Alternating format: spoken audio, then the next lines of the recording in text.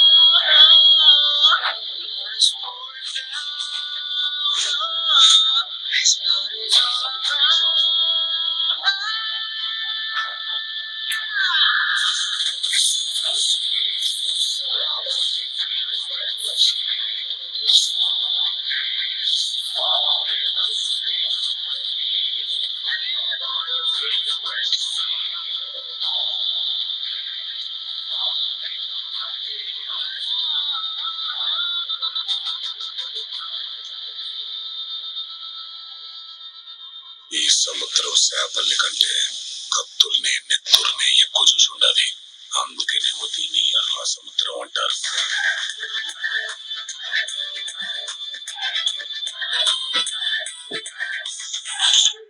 So guys చూసారు కదా, మన గ్లిమ్స్ వచ్చేసి 1 minute 20 seconds అయితే ఉంది. దీంట్లో బీజిఎం అనిరుద్ మార్క్ అయితే కనిపించింది. సో అనిరుద్ కి ఇంగ్లీష్ వర్డ్స్ కి ఎంత అనుబంధం ఉందో మనం ప్రతి సాంగ్ లో చూస్తూనే ఉన్నాం. లాస్ట్ టైం జైలర్ కానీ లియో కానీ తన బీజిఎం తో ఇచ్చి పడేసిందని చెప్పొచ్చు. ఇప్పుడు అదే కాంబినేషన్ లో మనకి ఎన్టీఆర్ తో రాబోతున్నాడు. మాసివ్ కాంబినేషన్ అన్నమాట. సో కొత్తగా మన బీజిఎం ని వినడం జరిగింది ఇందులో. అంతేకాకుండా స్టార్టింగ్ లో ఒక మంచి సముద్రంతో ప్రశాంతంగా ఉన్న సముద్రాన్ని ఒక హడావిడి మాసివ్ లుక్ అయితే ఇచ్చేసినారు. అంతేకాకుండా దాంట్లో మన ఎన్టీఆర్ గారు మళ్ళీ భీమ్ లుక్ అయితే వచ్చేసింది.